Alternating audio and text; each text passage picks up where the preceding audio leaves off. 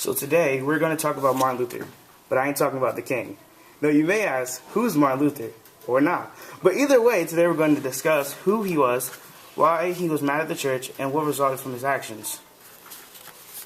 Martin Luther was a German monk and professor of theology. As a young man, Luther prayed and fasted and tried to lead a holy life. But as he got older, he began to grow farther from what he saw as church corruption. Example being the idea that the Pope could grant the release of a soul from purgatory. After being unable to take it anymore, Luther took action.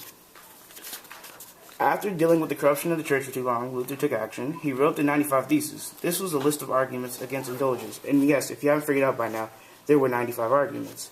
Among those arguments include the idea that it was wrong to pay for salvation, wrongful use of church money, and that giving to the poor was more effective than paying pardon. But anyways, Luther wrote up this list, and to show it was seen, he posted it on the door at the Winningsburg All Saints Church. Derek, isn't it? But immediately overnight, copies were spread all over Europe. After the widespread of the 95 Theses, the church called upon Luther to give up his views, but refusing not to give up his views, he was excommunicated by Pope Leo X. Later the same year, the new Roman Emperor Charles V summoned him to a meeting. Luther expected to go when they were having to defend his writings, and surprised, he was simply ordered to give up his views. Luther once again stood his ground and refused. This would lead to Charles declaring Luther an outlaw. Due to him being an outlaw, it made it a crime for any persons to give him food or water.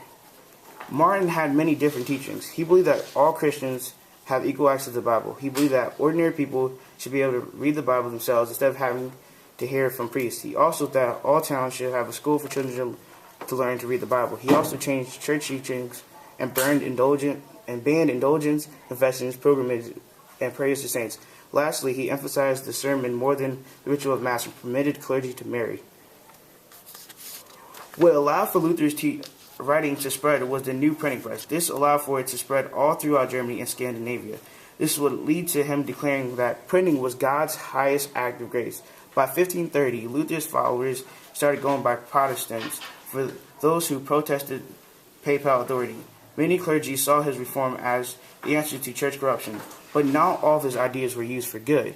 Some saw it as ways to get around rules of both the church and the Holy Roman Empire, but many supporters were tired of German money going to support churches and clergy in Italy.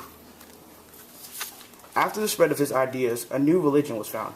This was known as Lutheranism. The church believed salvation is only achieved through faith. They believed sin was only erased by God and not by ritual. They also believed the Bible alone is the only source of the truth, and people should read it for themselves.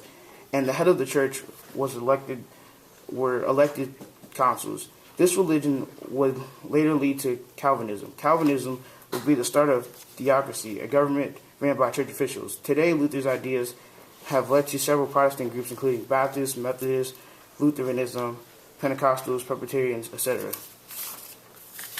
So there you have it. I hope it answers questions you may or may not have had about Martin Luther. So yeah, that's it. Goodbye.